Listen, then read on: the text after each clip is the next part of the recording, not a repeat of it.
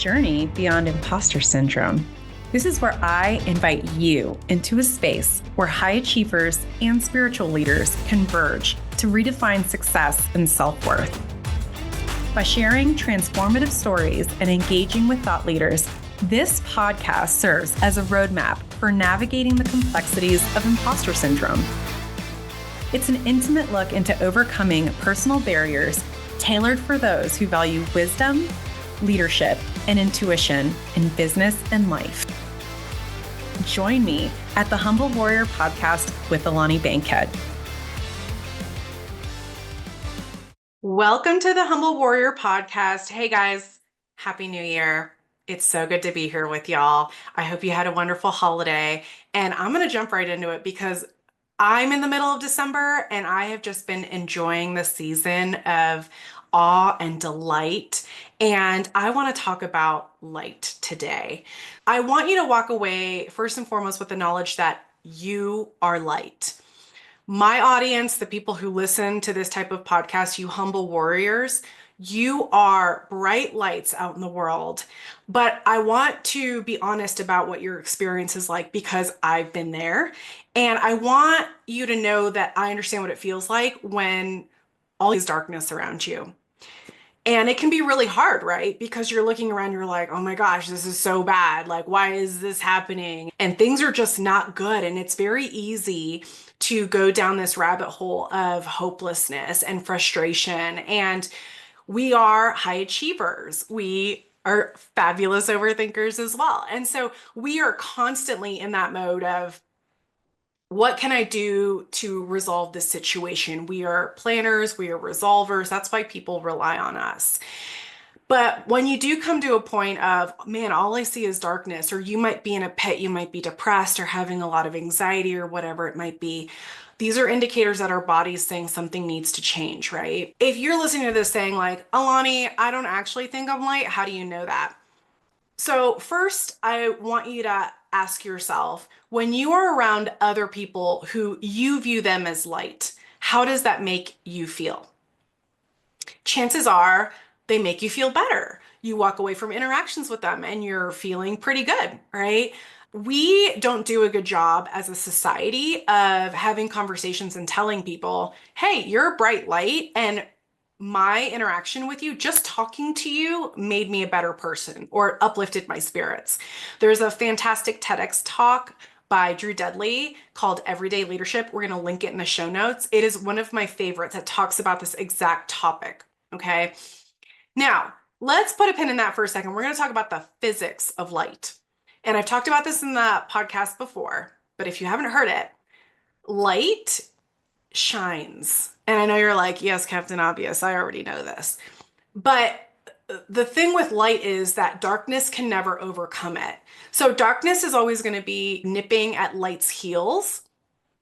And light feels like it's surrounded by darkness, but that's because when you are the light, all is everything that isn't lit around you. And so other light references that I really enjoy that I think are really applicable to the humble warrior's experience is the thought around it's darkest before the dawn.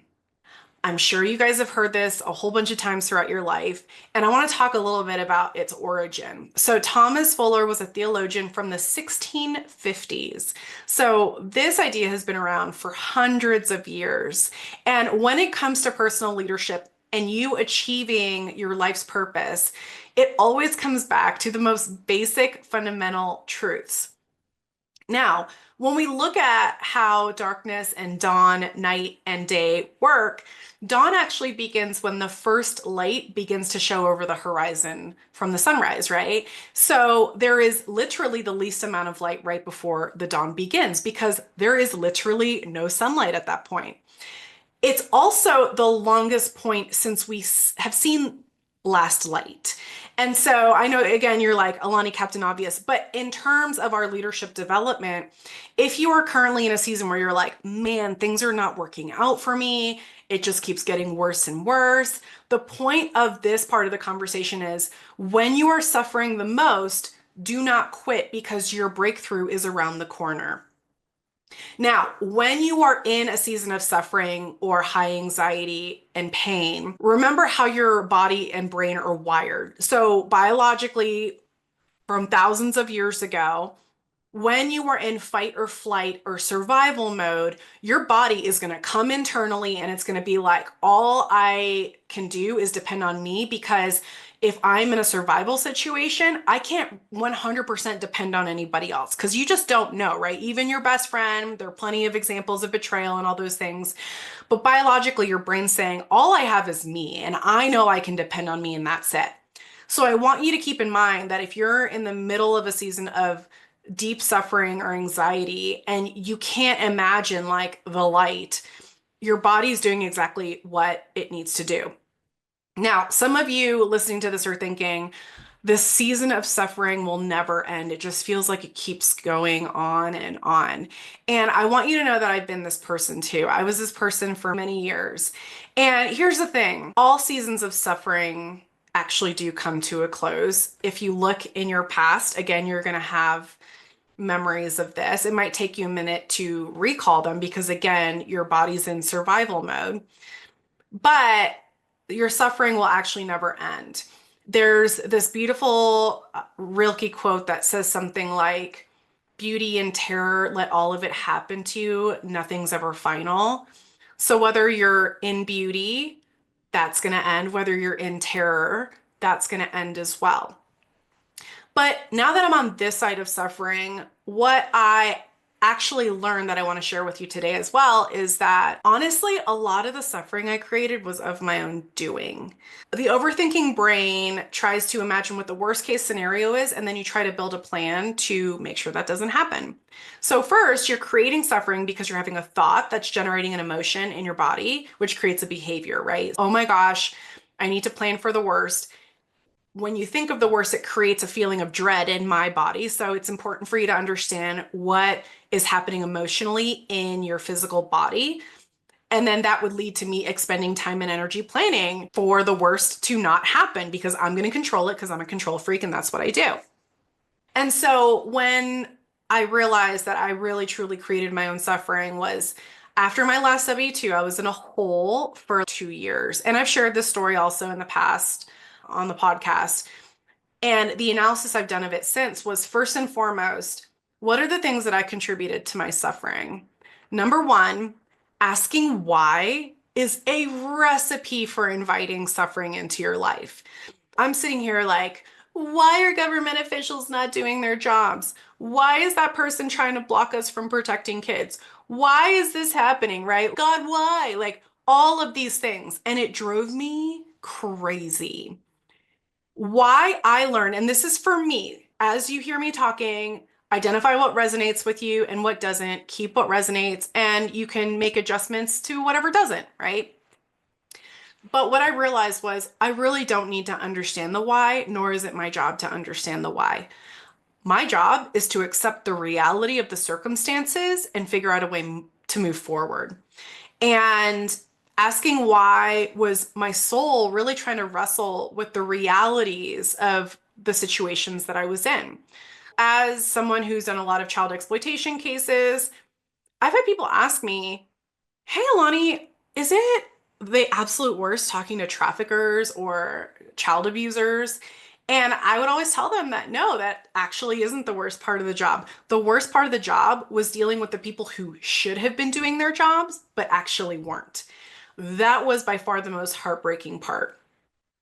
And when I let go of demanding to know the why, because so for me, from my spiritual understanding, what I had to come to the conclusion of was that me demanding to know why from the God of my understanding was me acting like I needed to know everything. And that's just not the reality. Now, the asking of the why led to all kinds of suffering. And one of my desired behaviors in the past was numbing behaviors. So, leaning on food and alcohol to numb the pain. I, prior to maybe the last 5 years or so, was not a food or alcohol number to my awareness. But I recognized even in the time that I was working some pretty big operations that there was always an element of food where operation times were filled with all kinds of junk food because there was a lot of stress, a lot of long hours, right? I made all these excuses for it. But the reality was, I was putting that Snickers in my mouth because I wanted to feel good for 1 second in the midst of this hard work and suffering that I was experiencing. Same thing goes for not taking care of myself. So that was something I actively did because I was in service, air quotes, right? I was thinking I was being selfless by putting everybody else first. And I was doing the best I could. But the reality was that I was creating more of the anxiety and the mental health struggles because I wasn't doing the healthy things to be able to release all of that unhelpful energy and emotion. And once I was able to identify what was in my control, this season ended for me. And some time after that came the awareness that, so for me, I use the Bible as my standard. You can choose whatever spiritual text or experiences support you, right? You don't have to have a text. It can be a spiritual truth to be true, right? So when I'm out in nature, that's a spiritual event. There are things about nature that speak to me that I know are true. But from my spiritual text, the Bible says, I will restore what the locusts have eaten. And that was when I realized that I had to sit in the slimy pit for a couple of years of that suffering so that I could be broken of old habits and behaviors that weren't serving the mission, right? And now in this season, what I've learned and what I'm trying to hopefully teach you guys is that there is joy coming if you choose the joy. And guys, you have to choose the joy now. I often hear a lot of people, and I was guilty of this too, of saying things like, well, when I do dot, that's when the joy and the happiness is going to come. If you cannot find the joy now, you will not find the joy when you arrive to that thing. You're just going to set a new standard of, oh, I'm not feeling the joy now. It's because I have to do this other thing. You've got to find the joy now. Like anything other than that is very counterproductive. And so for me, what that looked like was letting go of the expectations I had with myself and being present. So, any activities I can do to engage in mindfulness and be thankful for what I have right now. So, I'm thankful I have a roof over my head. I'm thankful for the food on the table, right? Truly thankful, not just like I'm saying this. And sometimes in the beginning, if you're really suffering, you might have to go through the motions, but know that as you go through these motions, your heart and your soul are eventually going to get aligned with that thought. Just keep going at it, right? And so I was able to find joy where I was. Now, the same thing is true for the goals that we have. So I have goals of being a massive angel investor for causes that I really care about. And I have my little visual representations all over my office and on my vision board. But the reality is, I'm not there yet because these goals are massive. But I could start working those goals and be that light now in smaller ways. And so at one point in the not too distant past, I sent $53 to a nonprofit that I really believe in. And I said, hey, I know this is a small amount of money, but just know that it's given with a lot of love based on my financial goal setting and the decisions I made with how I was going to allocate my revenue. And I've been able to grow the contribution since then. But the point is, in that moment of that giving and that contribution, I was giving with as much love as I possibly could, knowing and intending to give more down the road. And that number has grown since that first donation, right? And so finding your joy now is a process. It's just like going to the gym. But guys, joy and happiness are two completely different things. Happiness is fleeting. It's something that happens in the moment. It's not sustainable or permanent. Whereas joy is permanent, right? So being joyful and knowing that things are going to work themselves out no matter what circumstances you're in, because that's what you choose to believe. It's been a multi-year process for me to get to that point, but these are the types of tools that we teach. And so when you as light are able to experience this sense of joy, even in the midst of difficulty, guess what? Your light is going to shine more powerfully. It's going to be more peaceful. You're going to enlighten and encourage those around you even more in ways that you probably will never realize unless they tell you. But that is the byproduct of you putting your oxygen mask and choosing your joy and your gratitude first. So, another thing is when it comes to suffering, I heard this quote not that long ago. I forget who it's attributed to, but the concept that no heart suffers when it truly goes in search of its dreams resonated so hard with me. And that is the truth, right?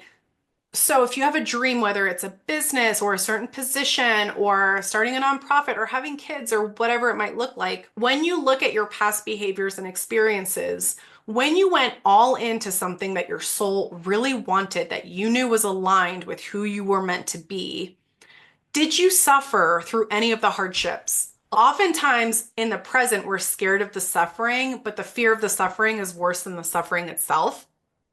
But I could sit with you and go over past experiences and you'll say, oh, yeah, I went through that hard thing, but like I learned from it, right? You can see the good. Maybe at the time it sucked, but now you're like, oh, I can laugh about it. And what I want to get you to is the point of understanding that every day when you are truly on a journey of self-actualization, it's going to be a roller coaster, man. It's going to be scary as hell. It's going to be fun.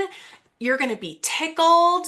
The partnerships will surprise you. The results are going to blow you away, but it is wild and your hair's on fire. And that's what my life is like every day. And I love it, even in the midst of deep hardship.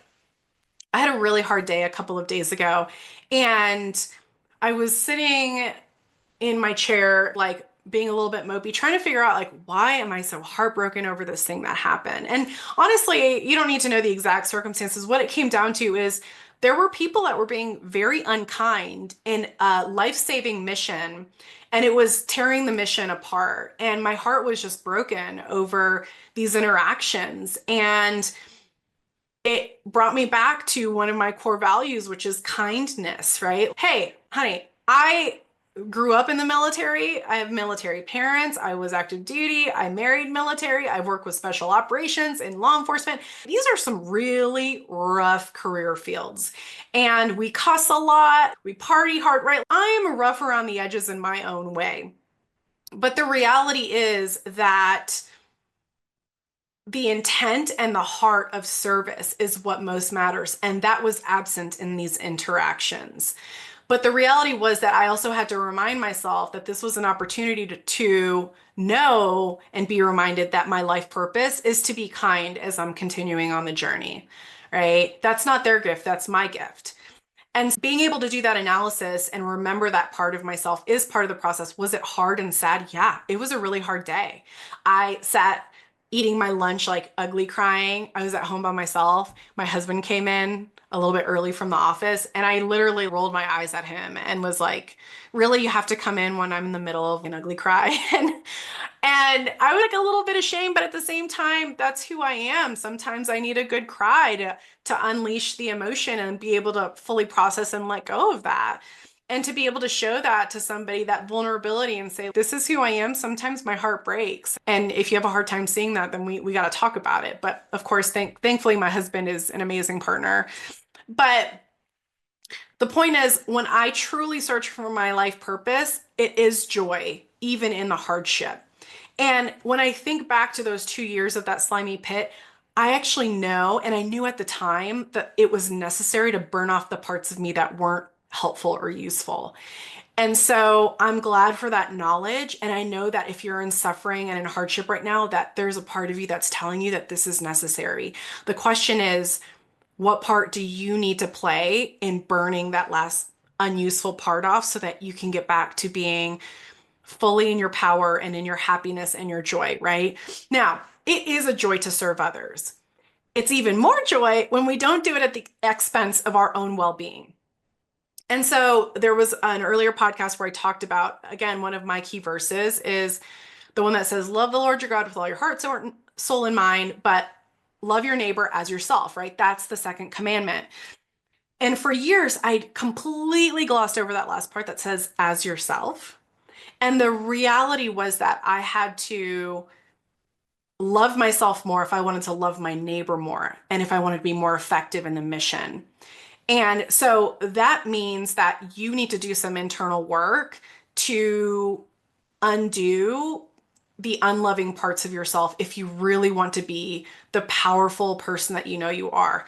Now, since you are light, I want you to know that you can also direct light to places where it's needed, not just for other people, but for yourself too.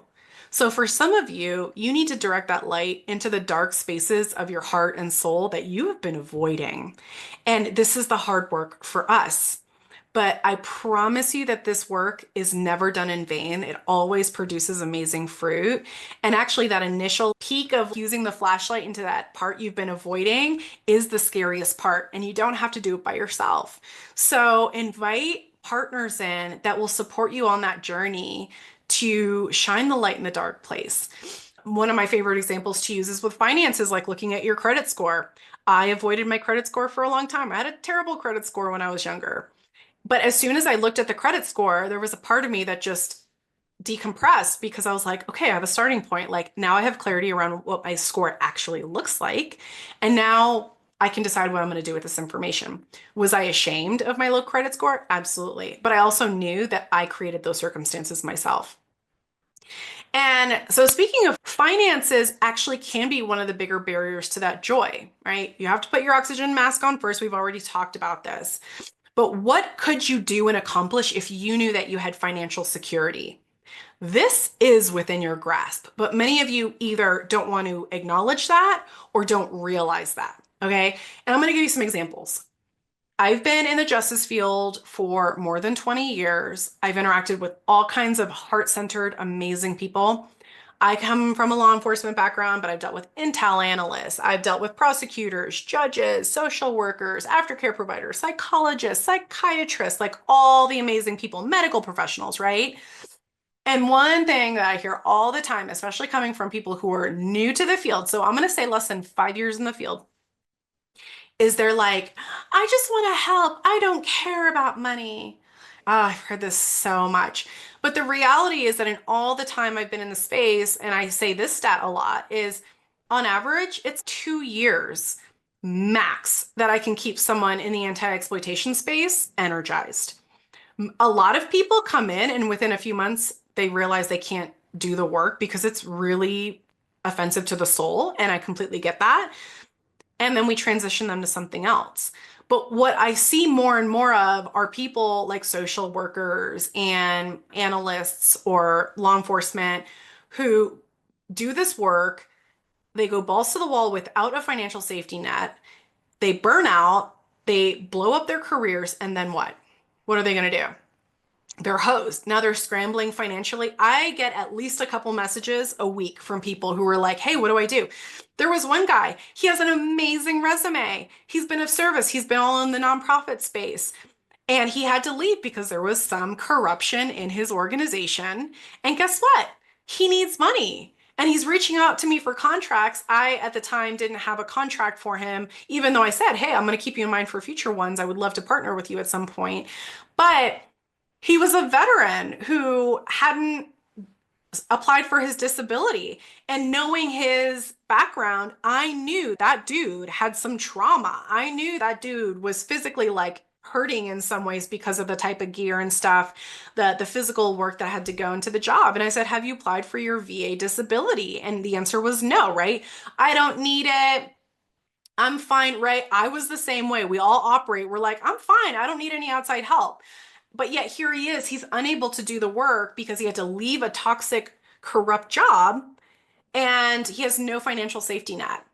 For you guys that are in that space where you want to be of service, I want you to be of service too, but you've got to put your financial oxygen mask on first.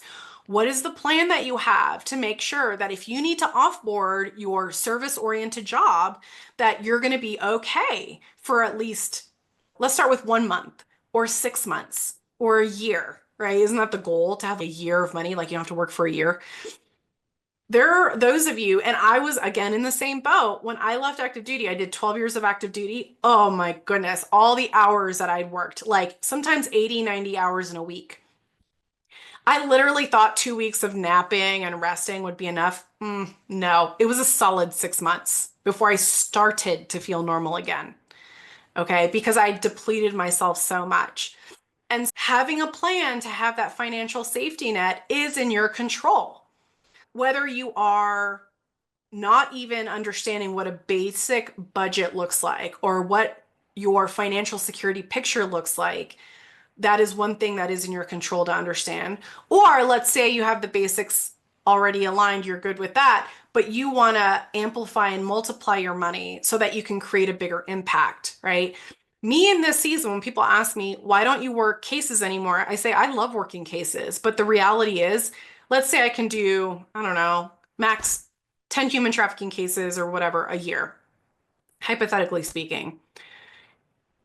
That's 10 cases a year. Okay, great. But if I can train that person to do 10 cases and that person to feel empowered to use their skills to work 10 cases and help that person work 10 cases, now we've got force multiplication.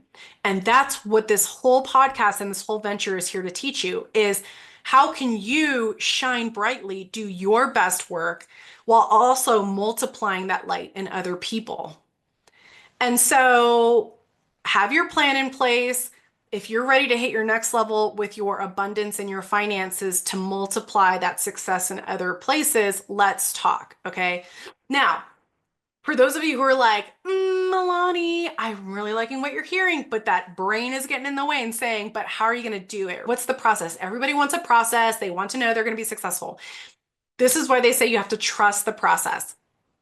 But I want to talk a little bit about what neuroscience says about your thoughts, right? So we've already talked about cognitive triangle in past podcasts. I love the cognitive triangle, the idea that your thoughts lead to emotions, which lead to behaviors.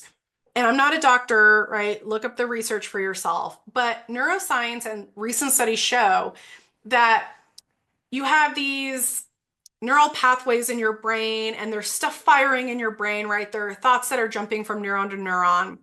And when you alter those thoughts, you're actually altering the vibration of the energy in your brain. So the jumping between the neurons, like there's scientific evidence that shows that the makeup of that energy shifts. And it actually creates impacts outside of your physical body. So again, this impacts the people around us, right? When you are light, other people feel your light. When you think about someone that you've encountered where as you experience them, there's something in you that says, ooh, their energy is bad, or there's something about them. I don't know what it is, but I'm just not feeling it right. That's a great example of something that maybe you don't have physical evidence for, but is true, right? So this is partly spiritual practice as well, is trusting what your gut and your intuition are telling you. And so these neuroscience principles apply to that situation. And so we know we can multiply that in our life and in our business. So when I change my thoughts, I'm going to change the energy around me and the energy other people come at me with. So one of the things that we did in the 7 levels of money mindset earlier this year, it was an event that I put on where we talked about financial mindset and how to shift that was I wanted folks to start paying attention to random money or items of value that came their way that they didn't ask for or that surprised them. And I had a friend say, oh my gosh, I went to a breakfast place with my family. It's our favorite breakfast place on the planet. And at one point, the server came by and said, hey, we have this stack of super amazing peanut butter chocolate pancake deliciousness that is extra. Do you guys want it? So it doesn't have to be financial abundance, but what a beautiful interaction of this restaurant saying, we have this glorious plate of pancakes.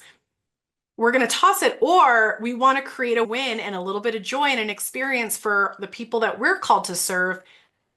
Enjoy these pancakes on us. We love you. All right. The same thing happened when somebody said, oh my gosh, I found a random $20 bill on the road. That was something that came up for them that you might experience something like that, but then you forget about it, right? But the point is, You did nothing to receive this abundance. And so, what if God or the universe want to keep multiplying that in bigger ways for you? Are you going to decide, right? Change that thought so you can change the energetic makeup of your brain so you can be open to receiving even more abundance. Now, when you get that first magical hit, you're going to be like, oh my gosh, this is so glorious. Like, I just got a gift certificate for an all-day spa event, and this is going to be magical. Did that just really happen? Did I really engage in this homework Alani gave me, and now this blessing came my way? It's not that easy, is it? Is it really? Yes, it is. Now, that doesn't mean it's going to be all easy all the time, but the point is that God, the universe, whatever you choose to call it, wants good things for you. But you have to decide that you're open to receiving those good things, okay? And so when you accept the magical hit, you're going to say, man, this was awesome. I don't know, God, universe, if this is actually working, but if it is, I receive more of that. Thank you so much. And I'm going to use all of these gifts for good in some way.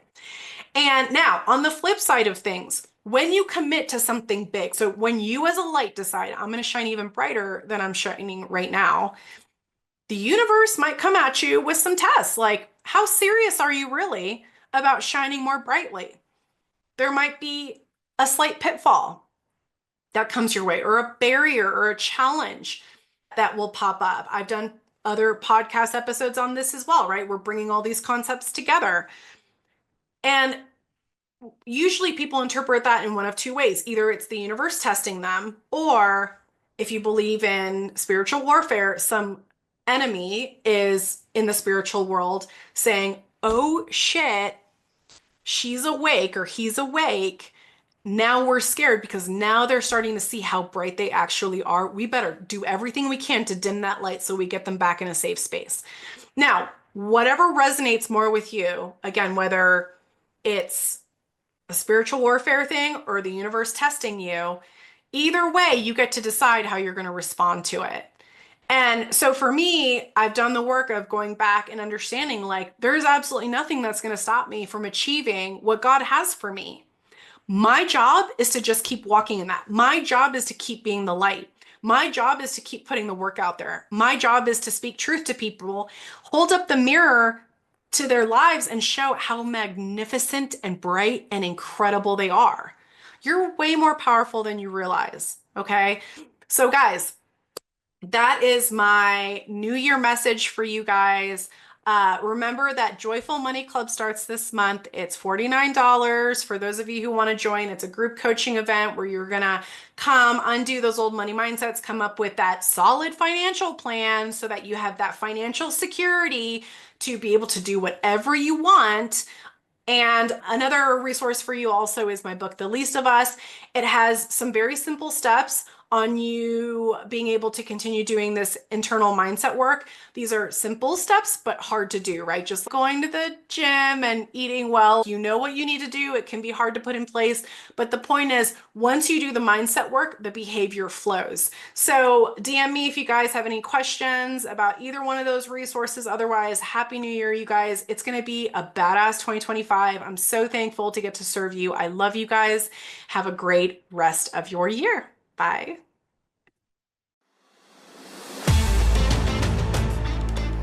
If you enjoyed this episode and would like some help overcoming your imposter syndrome, check out the free life purpose exercise on my website and subscribe to my blog. If you already know what your life purpose is and are ready to crush or harness your imposter syndrome, then you're going to love my best-selling book, The Least of Us: How Your Weakness Points to Your Greatest Power. Available on Amazon and all major book retailers. Or you can hit me up at Alani at mightysparrowcoaching.com to discuss private coaching or corporate and government training. That's ALANI at mightysparrowcoaching.com. Listen, there's only ever been one you, and there will only ever be one you. And you have a specific gift to give that the world desperately needs. Don't let your self-doubt be the thing preventing you from living your most joyful and impactful life. Until next time, I'm always cheering you on.